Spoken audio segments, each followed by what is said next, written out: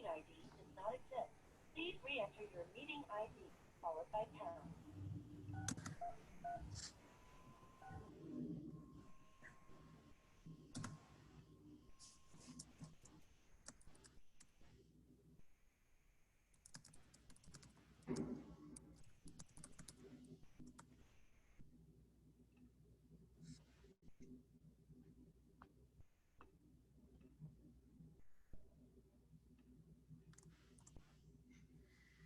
Welcome, everyone. We'll get started in just a couple of minutes. We're going to let folks just enter the room, and then we'll get started with the webinar shortly.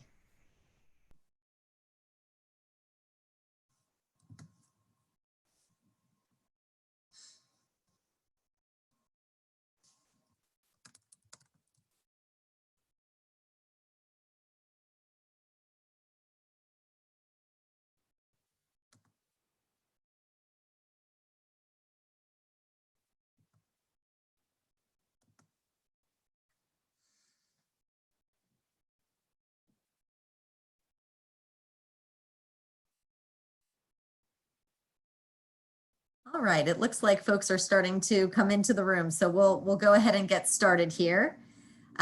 Good afternoon. My name is Corbin Campbell. I am Associate Dean of Academic Affairs in the School of Education here at American University. We're so glad that you've chosen your afternoon to join us today.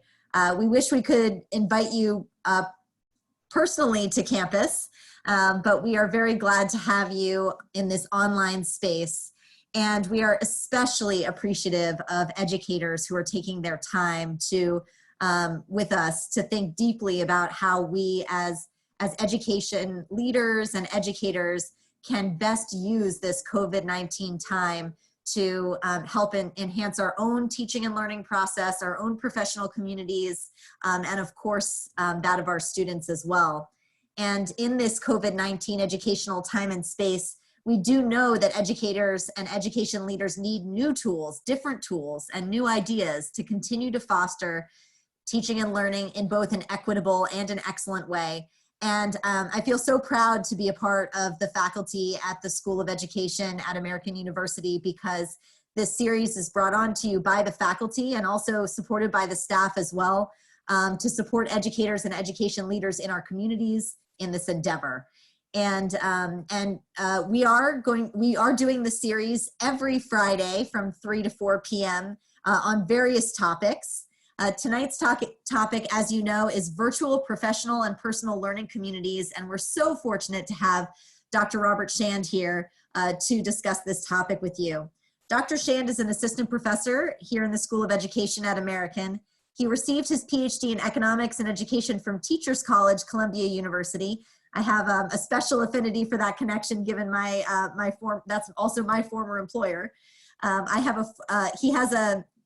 was a former high school economics and government teacher, and his interests lie at the intersection of research, policy, and practice. And one of the things that's been so beneficial about having Dr. Shand on our faculty at American is he really speaks at that intersection and brings his understanding of research to practice in very informative ways across our faculty, in our courses, and also in the research that we do collaboratively. And I know that he'll do the same here in his webinar today.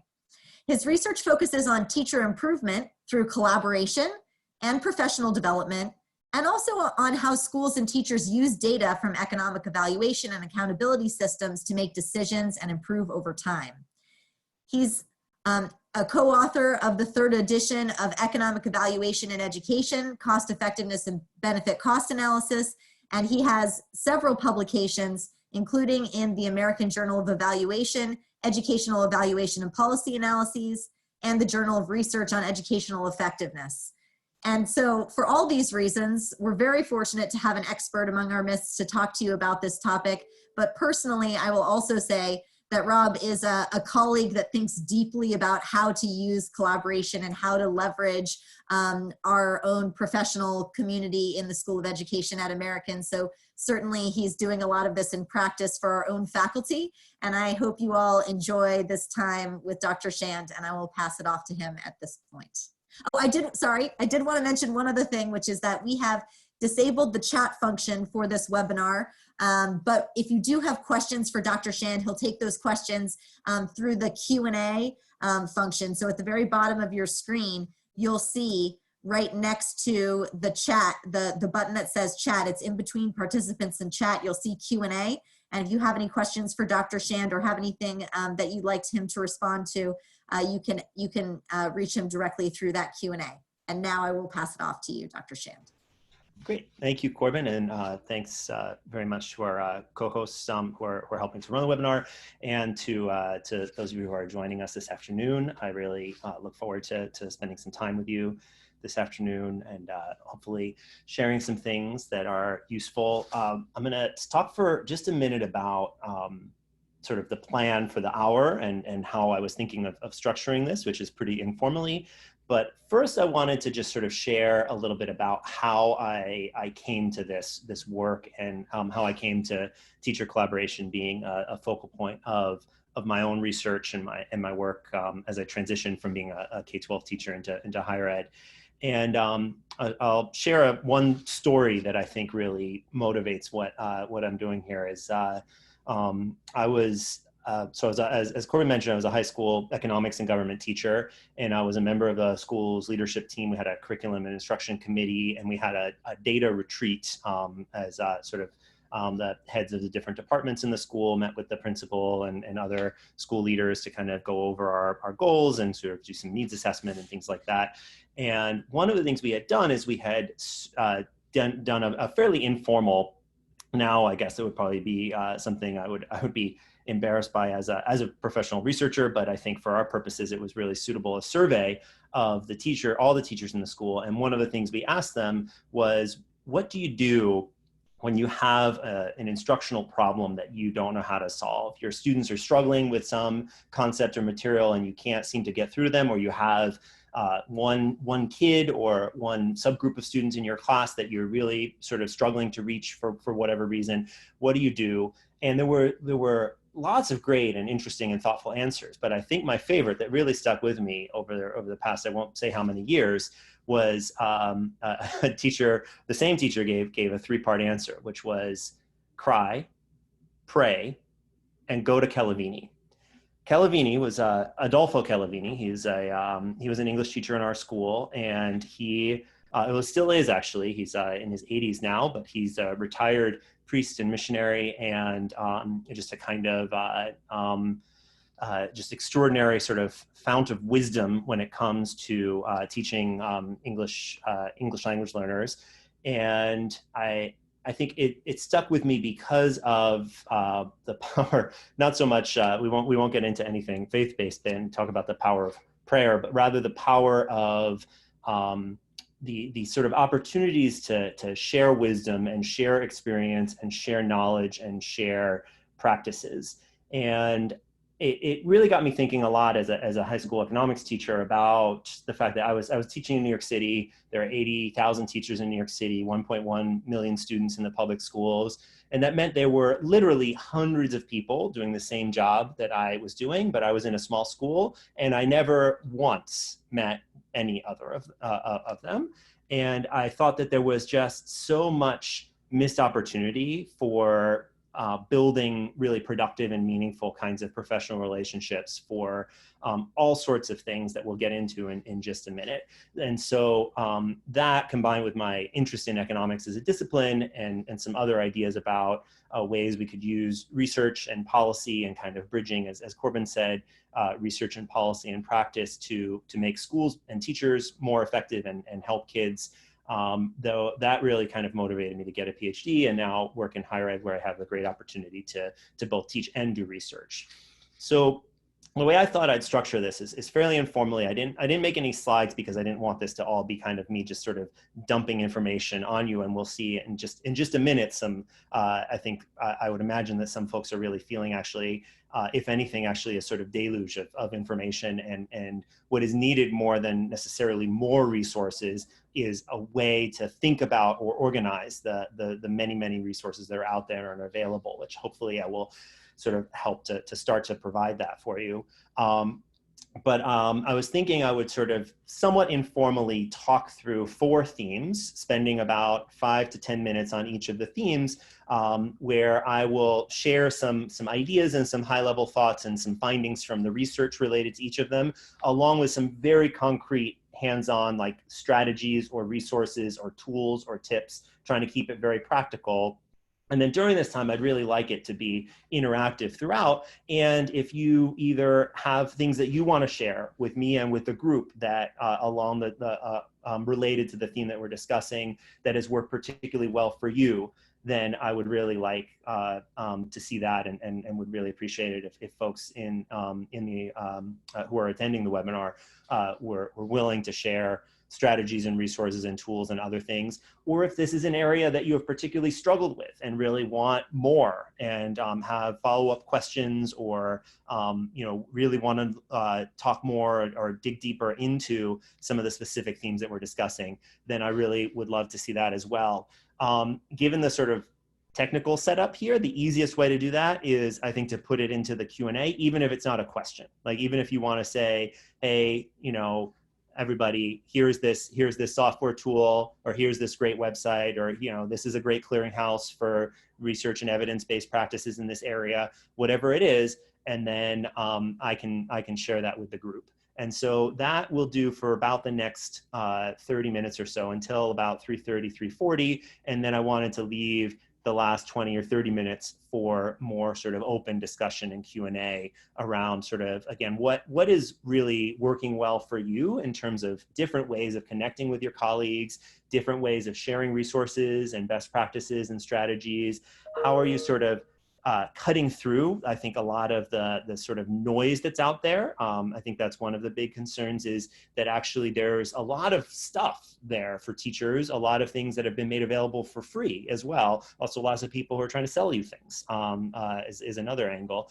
And so how do we kind of sort through that? And then how, when we're sort of physically separated from one another, how do we support one another, both professionally and personally, in terms of meeting the various needs that hopefully were at least partly attended to in terms of in-person interactions. So I didn't make any slides, but I do have a ton of websites I'm going to share. So I'm going to show you, I'm going to share with you, let me see, a browser window here where I have a bunch of stuff that I wanted to just show you along the lines of these 4 themes. So the 4 themes are, the first is, what do we know from research about what makes for, how do teachers work together, and what makes for more productive and effective working relationships between teachers? And how could we possibly translate that into an online environment during a time of social distancing? The second theme is, as I mentioned before, I think there is not any shortage of resources, of instructional resources, of software platforms and tools and apps and videos and lesson plans and curricula and virtual tours of the national parks and streaming operas or whatever, what have you, out there.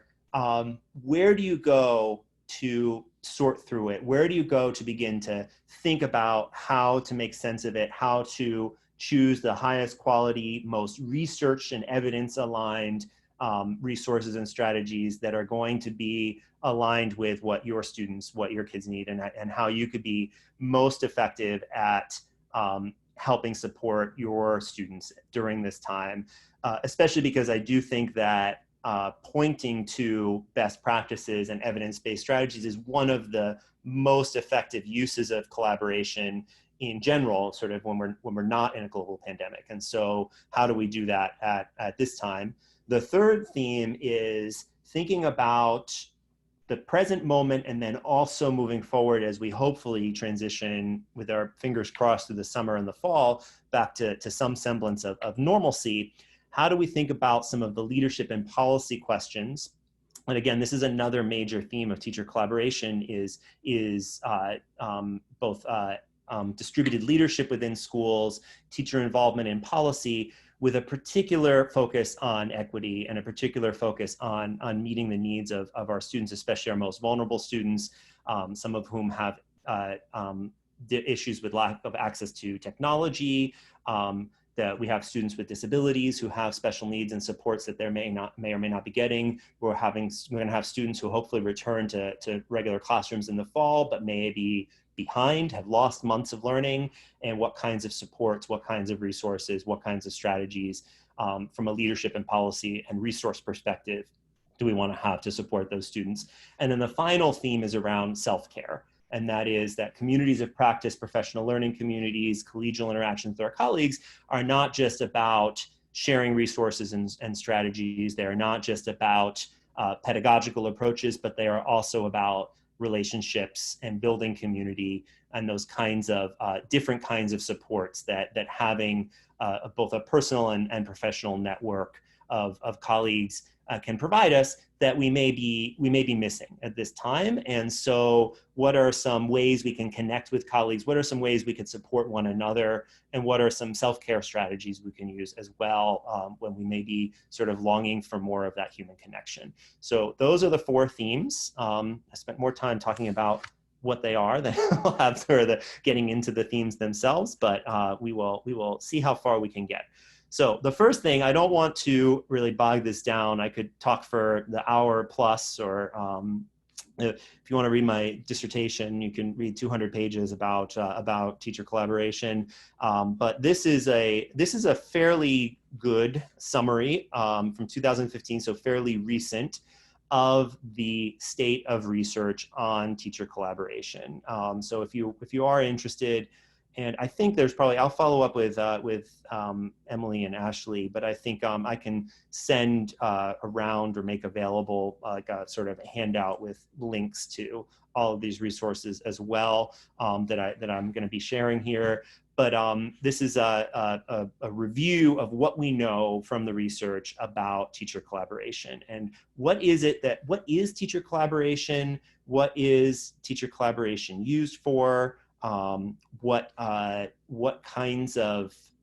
the conditions that constitute more effective collaboration? And one of the things that they really get into is all of the different things that we get out of collaboration. What are, I'm scrolling down here, I'm probably making everybody nauseated. So I apologize for that. But they have some nice long tables in terms of what are some of the benefits of collaboration in terms of teachers learning from one another, teachers being able to better target their instruction to the needs of their students, teachers getting support on diagnosing student needs and using data, formative assessment data, to help target instruction, teachers supporting one another in terms of connecting with evidence and research-based practices, teachers observing one another and giving one another feedback, perhaps co-planning. There are some benefits that potentially could come from efficiency of just sort of not everybody kind of reinventing the wheel and working in isolation, but rather by co-planning and by observing one another's lessons, giving one another feedback, that not only does that help everyone improve and really sort of share knowledge and wisdom and experience and best practices, but also hopefully get the work done more efficiently.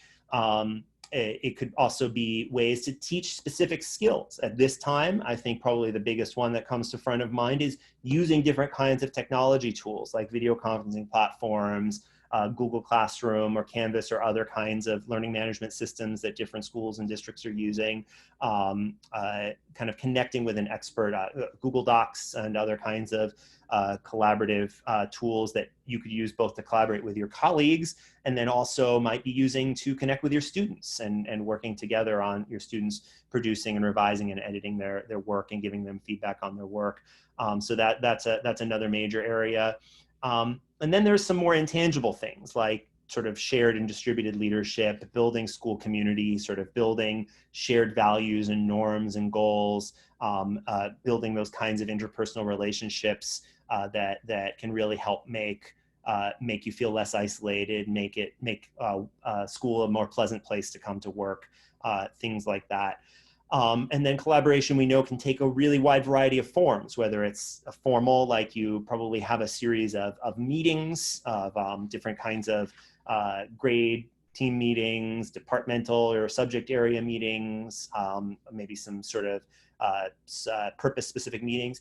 And then there's what is arguably, actually, and the literature supports this, is even more powerful, is that kind of informal collaboration, the sort of, and that's the piece we might be missing out on the most at this time period, which is the kind of, a comment someone makes in passing, just sort of chatting in the teacher's room or the hallway, or, you just sort of mention that you're struggling with this, and someone, just serendipitously just has the perfect thing. And it's just, I have just the thing for that particular problem that you're experiencing, or whatever it is. And that's a really powerful tool, again, for not just helping teachers learn from one another and share practices, but also for building a strong sense of community and building a positive and productive school culture.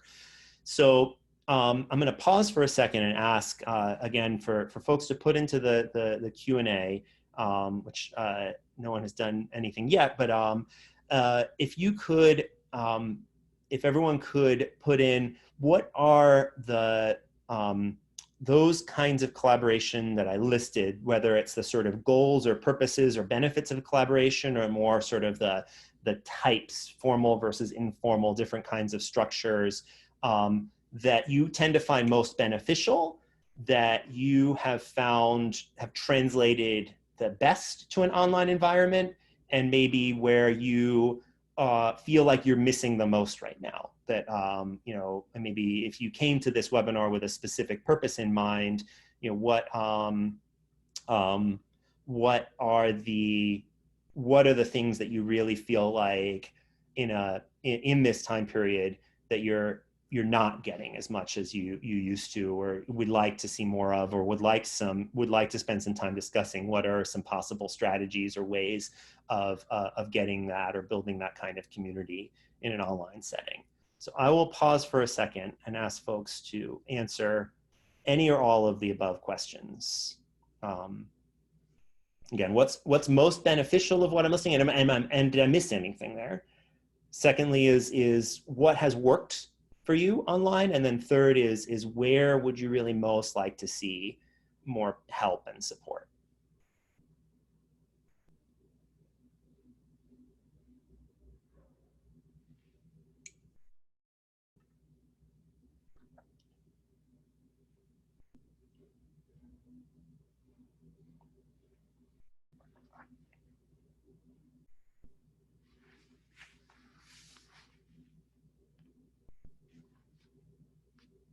I'll give folks about 30 more seconds to type before I start. I have a few. I'll start reading them in a second, but I want to give folks some time to think and write.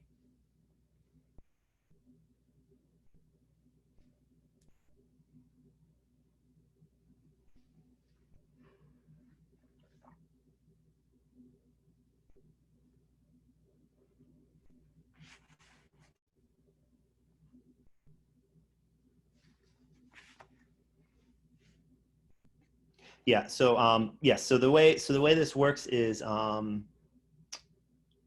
me see. I think I'm gonna try to. I'm gonna say them. I'm gonna click them. I'm gonna answer these questions, and then can you see them now? If I say I'm gonna answer them. Okay. Great. All right. So so we have. It looks like definitely what people are looking for, I think, are two things. One is more informal collaboration. I agree. I think that's probably the piece that's missing the most. So that looks like Jennifer, thank you, has a strategy that's worked, which is a kind of quick check-in before and after class to sort of simulate the hallway meeting. And then also, I think it looks like structure is a piece of that people, I think, are missing, and then sort of support with some sort of specific kind of technical platforms. So I think let me start in terms of addressing some of these, and then some of them some of the resources I was planning to share will partly, I think, get at some of this. But let me start by talking through what the research suggests makes for kind of more effective and less effective collaboration, because I think that we all can probably relate to the notion that not all collaboration is sort of equally useful or productive, that that it's not necessarily better to work. Some things are maybe better done individually. Collaboration is sometimes inefficient. There might be a lot of kind of just just sort of informal chit chat about what you had for lunch or whatever. And I guess that's probably a lot less exciting these days than in the past. And I think we all can relate to this idea of the meeting that could have been an email, I think, is the kind of a classic example of this. So we know that in order for collaboration to be effective, it generally speaking has to be, if it's formal, it generally has to be sustained over time. There has to be supports in place for it. The leadership has to support it. There has to be time and space provided for it. Probably the single most important thing, and this relates to one of the questions that was raised, is in general, the most effective collaboration is focused. That it usually has a goal in mind. There's a specific purpose. That there's some structure, so that if there are meetings, those meetings have an agenda. They usually have specific goals. There are sort of outcomes and action plans. There's kind of a plan and a pathway, and again, some structures in place. There are also some sort of mindsets that are really important to have in place. People need to be open to collaborating. People need to have some level of sort of shared norms and goals and values going in, while at the same time need to have some openness to conflict and openness to sort of changing their minds. So I think the biggest thing I want to share with regard to all of this is I'm going to maybe make an erroneous assumption here, that particularly because you're here in this webinar in Zoom, and I'm basing this a little bit on my wife, who is a teacher in DCPS, and they are doing still a lot of meetings. They're doing via Zoom and Teams and other kinds of platforms. They still have grade team meetings. They still have department meetings. They still have full faculty meetings. We have been at AU having faculty meetings and committee meetings and program meetings and all of that.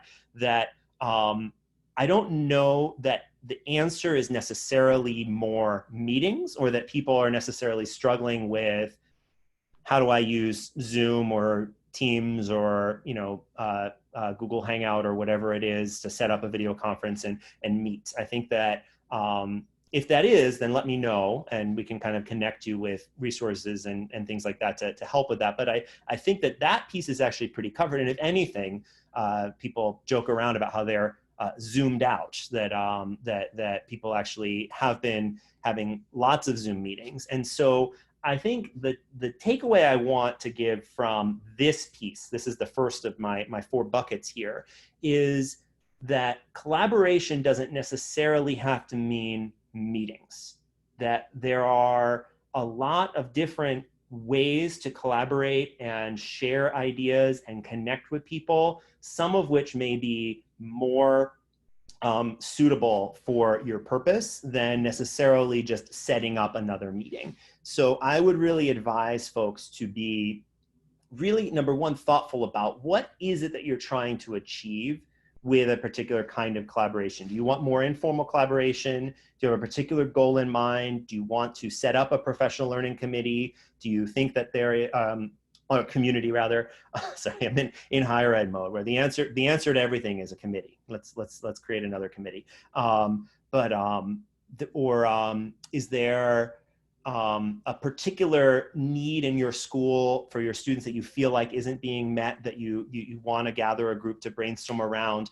And then maybe it is a meeting, but maybe it is just as simple as setting up some shared folders and documents and putting a place for people to put together ideas, almost like just a Google Drive folder, or like something like Pinterest or something like that, or creating some documents where people can work on together and give feedback. You know, maybe people don't need to necessarily kind of connect via video conferencing, but can be you know, sharing their lesson plans and giving comments on one another's lesson plans or something like that.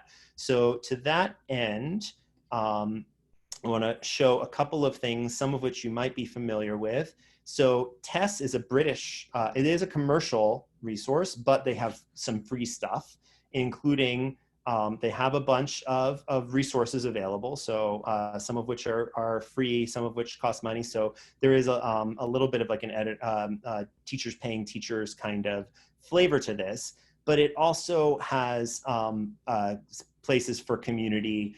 So one type of collaboration that is maybe an alternative to meetings is creating communities, creating things like online fora, or you take creating or using or making use of. Another one is Planbook, but TESS is again a British one, making use of these kinds of platforms for sharing resources and building community. Some of these you might already use or be familiar with. I would guess that in a lot of cases, districts or schools have either preferred platforms or things you are explicitly allowed or not allowed to use for various kinds of security reasons and things like that. But Microsoft Teams is a popular one, and then of course some of you might have heard of Slack is a really popular tool that could fill some of that informal need. You know, it provides, it's almost like it's sort of the name is sort of a jokey name. It's popular in the software startup world, but the idea is that it's a kind of like a chat platform, and you know, it jokes that it's like a sort of place for slacking off, but the idea is actually it's supposed to be a kind of productive chat of sort of sharing ideas and things like that. So I think that is, partly because I'm a little bit behind the schedule that I set, that is about all I'm going to say at the moment about the first bucket. Are there questions about that before we move on? And we'll have time for questions in general at the end.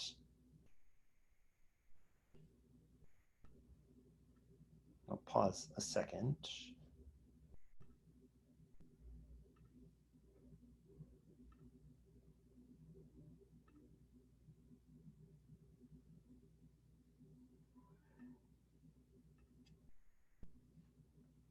All right, so I'm going to move on to the second bucket, which is, I think I'm going to read aloud. I don't know if you can still see my web browser right now, but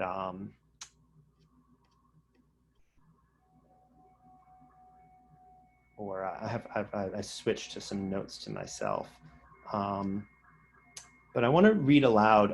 So Rand has done some, no, this is from Brookings actually, has done some really interesting and good work and some research, some surveying and some interviews with teachers asking about sort of how they're feeling, how they're coping, what they're doing to continue to serve our students in the time of COVID-19, and what kinds of challenges they're facing. And one of the things that they heard sort of overwhelmingly is that teachers are sharing that they're actually overwhelmed with what kinds of resources are available, that there's just so much out there, that they're sort of inundated with suggestions for materials, and that those materials are not always of very high quality. And one of the things they miss is the chance to work together with their colleagues to sort of share ideas, to write lessons and curricula together, to kind of look through those kinds of resources and see what's the highest quality, what's the most evidence and research supported, what are the ones that are really most suited to meeting their students' needs. And so to that end, I wanted to share a couple of things that I think would be helpful in that regard. I'm actually going to this is sort of the wrong order here. The first one is the Institute of Education Sciences, which is the U.S. Departments of Education nonpartisan research arm. They fund a lot of different research and evaluation and a bunch of other things. One of the things they fund that you may or may not have heard of or had access to is something called the Regional Education Labs, which is kind of a liaison between the federal government and all of the research that they do and they fund on education and sort of on what works in education, and the state governments primarily. And then the idea is that those kinds of things will trickle down to the districts and the schools. And so for the most part, like when I was a classroom teacher, I was not familiar with the RELs, and I don't think that that is really the primary audience, but they have compiled, the Regional Education Labs have compiled, first of all, they have a webinar series that you can check out for things like, things like self-care that we're going to talk a little bit about in a few minutes, things like resources for English language learners, for early childhood, things like that. And then they have compiled a list of, these are research and evidence-backed strategies in a variety of areas. And so if you're trying to look for a way to kind of cut through, like there's just so much out there, it's overwhelming. Well, the unsatisfying answer is, well, here's one more thing to just add on to the list. But here's one thing that I think we could vouch for and say this is research and evidence-based for ways to address issues of equity, to meet the needs of students with disabilities, to support teachers, to support social and emotional learning, things like that. And so it may not cover every single need, but I think it's a place to look to say what, you know, how do I cut through all the noise? You know, one of the things you might have relied on your colleagues before was, you know, is this any good? Or can you point me to some really good high quality stuff, or, you know, things like that. And in this case, your colleagues are now the entire internet, which on one level is great. And it sort of opens up a world of possibilities. On another level, the level of focus and the level of trust and the level of sort of curation is not quite there as it might have been when you had those kinds of face-to-face interactions with colleagues. And so here are some ways to cut through that.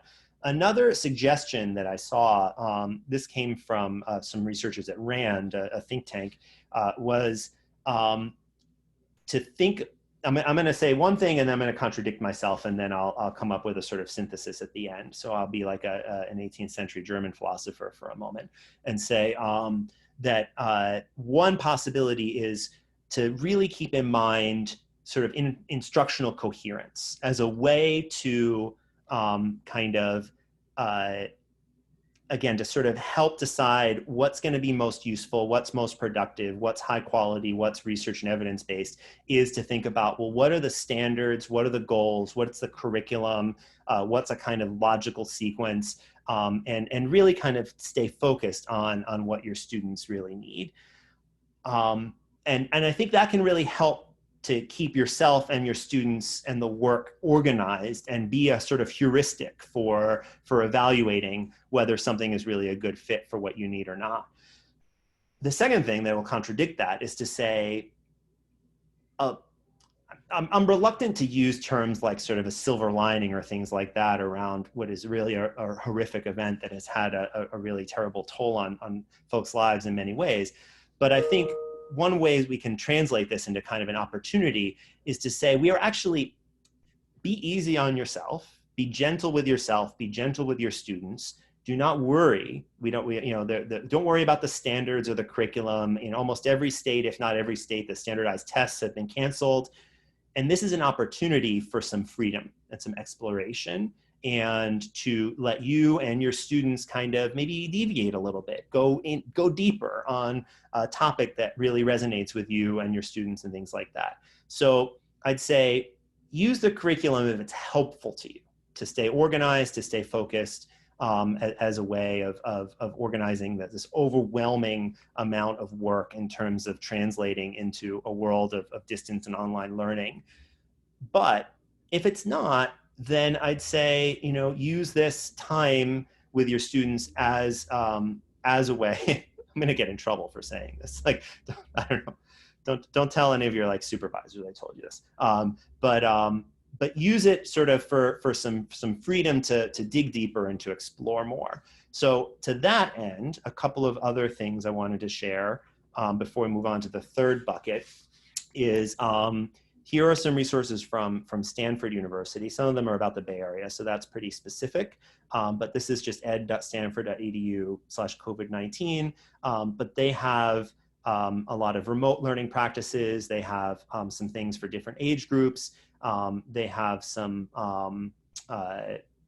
stuff for higher ed, for early childhood, things like that.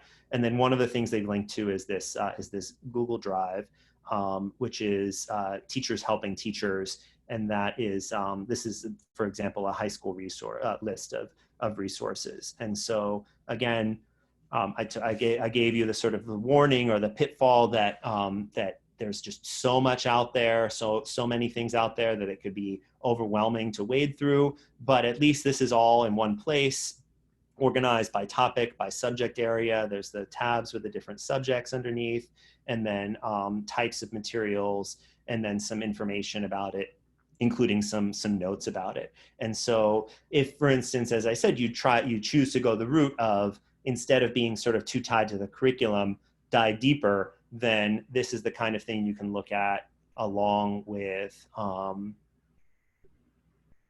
oops, this one is, sorry, these are out of order.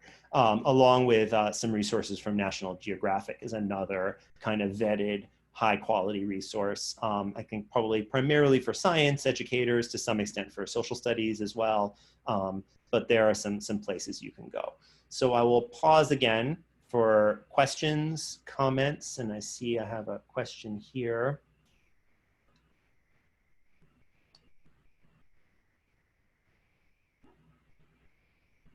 So yeah, in terms of best practices on, so this is a question about challenges teachers and leaders have had. What are best practices to sort of to seamlessly transition into remote learning platforms? I don't know it's ever going to be seamless. I think it is always going to be a challenge. I mean, it's a different kind of teaching and learning that a lot of teachers and students don't have a lot of experience with, a lot of training with. There are a ton of challenges and unanswered questions when it comes to things like access to technology and other kinds of resources and supports that are needed. And so I don't have a great answer to that question, but I think it is absolutely the right question to be asking. And I think a good segue into the next of my four buckets, the third bucket, which is the leadership and policy questions of how do we make use of online tools and resources and strategies to promote the kinds of collaboration. So another dimension of teacher collaboration is shared leadership and responsibility, collective responsibility for the school and for the students' overall well-being, and collaboration being a vehicle for teachers to have an important voice in the policy of the school and education policy in general. And so how do we make use of tools and resources and strategies and online as a vehicle for those kinds of questions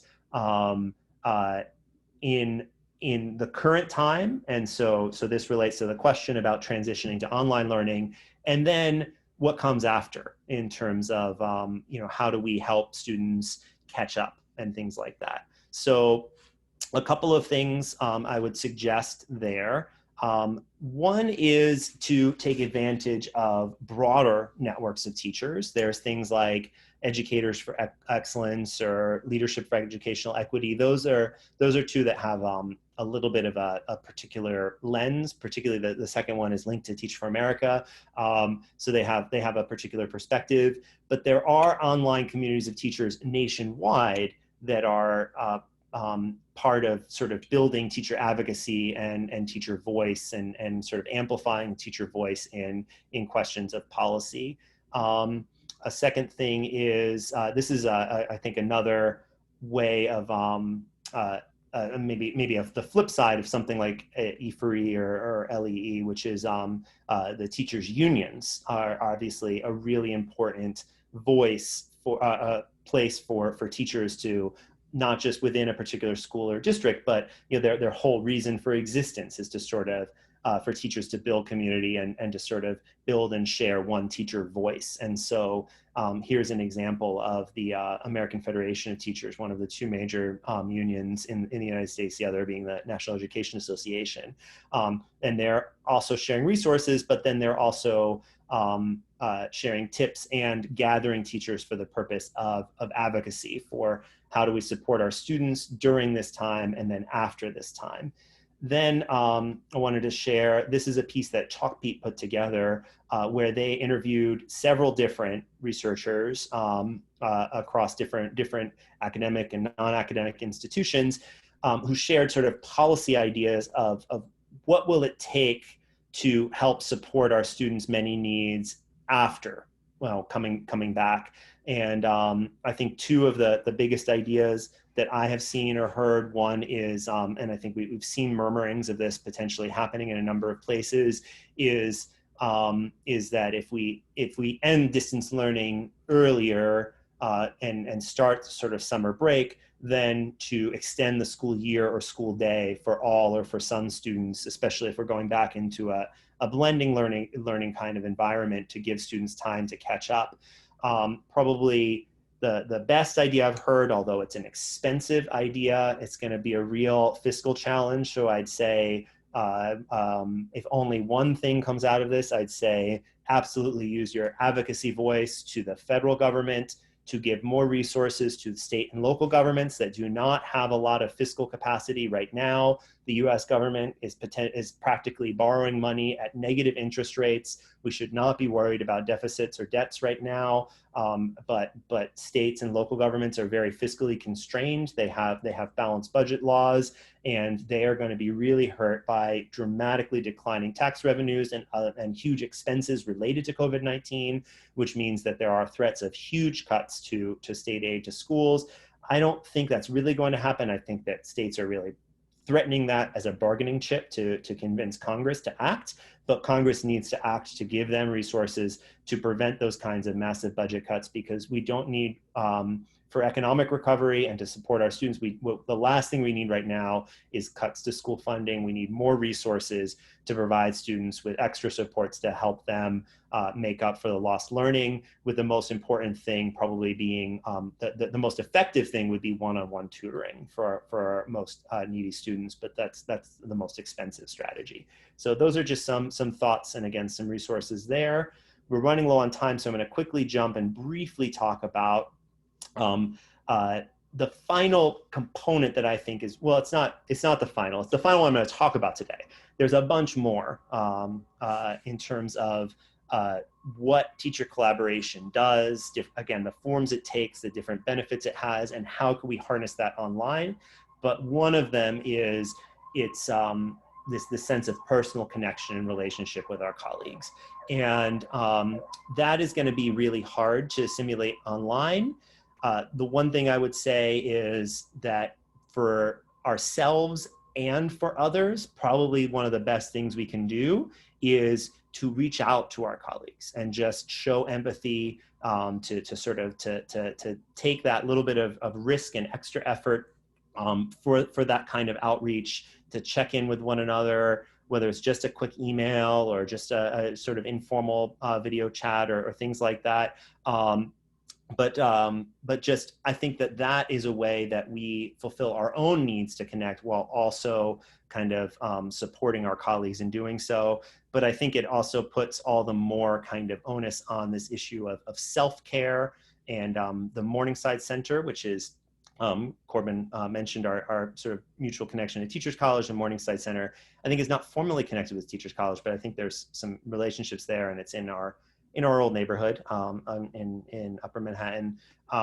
But they have a number of suggestions for teachers specifically in terms of just sort of being kind to yourself and ways to ways to connect with colleagues, ways to kind of support yourself, your mental health needs and social emotional needs during this time.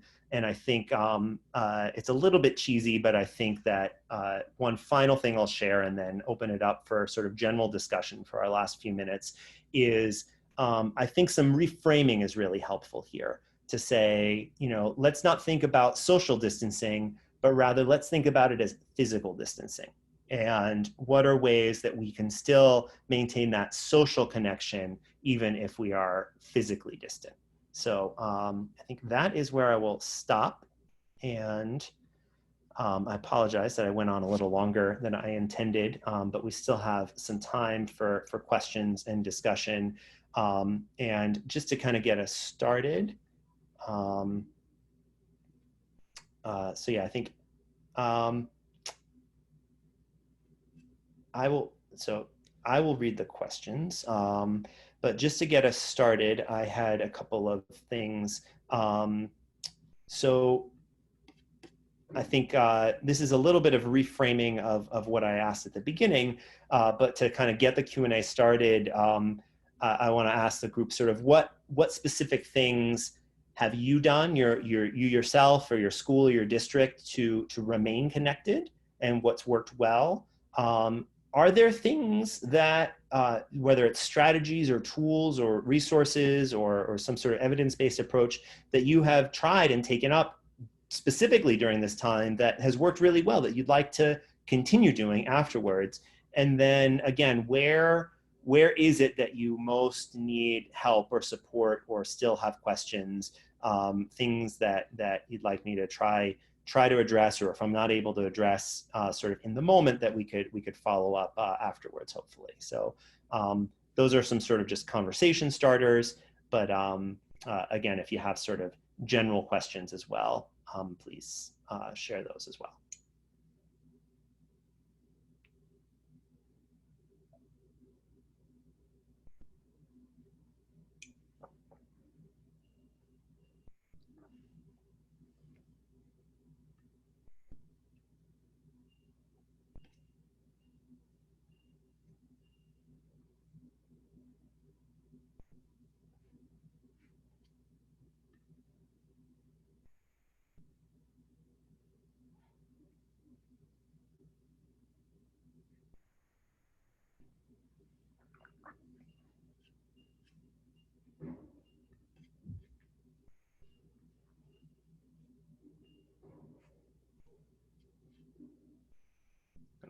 I am modeling the instructional strategy of wait time.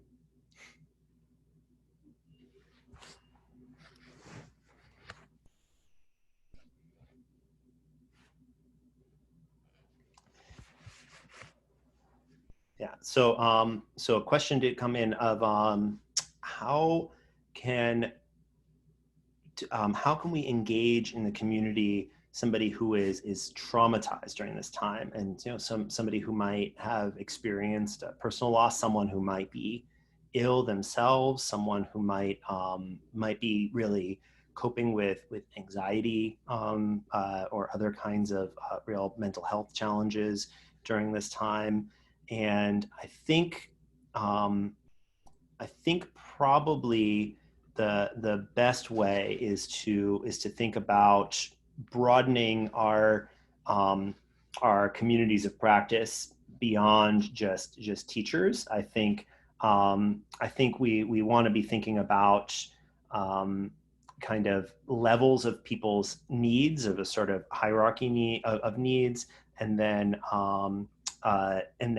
ways we could marshal different kinds of resources within our communities to meet those different needs. And so I think it could start from some of the most basic levels of leveraging our kind of pre-existing relationships. If there are colleagues that we're particularly close to, or maybe there's colleagues that we know are struggling or we haven't heard from much, we might be worried they're struggling. I would say sort of because we know that informal collaboration is really one of the most powerful levers, is to sort of start from those kinds of informal relationships and those kinds of friendships and those kinds of professional collegial relationships, and sort of start informally with some just sort of emails or chats or check-ins. And then I think to help meet needs that go beyond that, I think it helps to take advantage of other kinds of resources that we have in school communities, whether it is, I think school counselors are really there to meet the needs of students, but they can help with, at very least, connecting teachers who are maybe struggling with some of these issues with other resources that are available to them. I mean, I don't know that it would be appropriate or the best use of resources or time for a school counselor to be providing counseling to a teacher, but they could help to let them know where they can go, resources that the school or district offers, or through that are available potentially through kind of community partnerships that the school has, things like that. I think, Christine has been, Christine, thank you for your question. I think journaling is really helpful. And then using journaling both as a sort of coping mechanism, but then also as a way of sort of diagnosing what are the needs that you have that potentially the community could help you meet, and in terms of processing grief and processing trauma, and then also with connecting with resources, and so curating resources. So hopefully the latter part is more my area of expertise than the former, but hopefully at very least I've shared some helpful tools and specific resources to and ways of thinking about resources that will kind of help you sort of wade through them a little bit.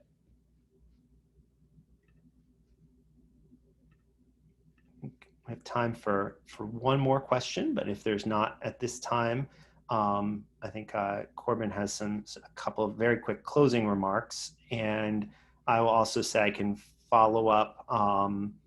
My email is rshand, R-S-H-A-N-D, @american.edu. So if there's a specific question you have that I didn't get to that you think of later on or something like that, please feel free to reach out to me.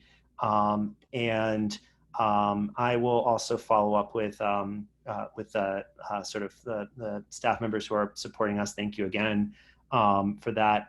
And I can create a list of all the resources that I showed you, and I think we should be able to circulate that to those who registered for this webinar. So that way you don't need to kind of like, I don't know, I mentioned we were all zoomed out. You don't need to like zoom in on the recording to try to find all the URLs. So. Dr. Shand, I want to thank you so much. This time has been just incredibly well spent. Oh, hold on, I just want to make sure. Okay, good. I'm just checking the Q&A. Looks like it was a thank you rather than an additional question here.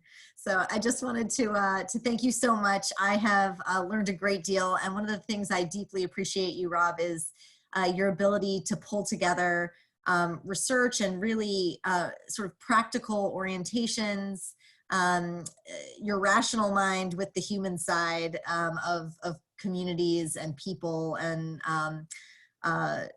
all of us as learners. So I really appreciate, I feel like you brought so much to the table in terms of bringing all of those pieces together. And in this day and age, I feel like those are the two halves that we have to hold, dear during this COVID time, is, how can we continue to move forward and provide good educational spaces for ourselves and for our students at the same time as we are being humans and acknowledging our communities and acknowledging the personal parts of us and the ways that we can leverage those relationships to support both sides. So I really appreciate that you brought the research to bear on how to do that. And I also want to encourage everybody who is on this webinar to consider joining us for the webinars in the future. And specifically next week, we will have next week on May 8th, again, so that's Friday, again, at 3 p.m. We have a webinar that will be given by Dr. Ruben Jacobson, who's the program director of the Education Policy and Leadership Program in the School of Education at American. And the webinar is entitled "A Renewed Focus on Supporting the Whole Child," which I know can often be lost when we are trying to focus on just getting the reading and math and just getting these pieces in that we're supposed to get in. And then, but of course, in a COVID time and space, the whole child, all of the knowledge that needs to come to the table, the social emotional piece, the family, the community orientation to all of that is so critical. And we've been talking a lot about our professional communities this week, and next week we get to talk about supporting the whole child in a sort of holistic sense of, broader community. And I hope you all will be able to join us for that conversation. So thank you again, Dr. Shan. Thank you so much to the staff supporting this webinar, Emily and Ashley.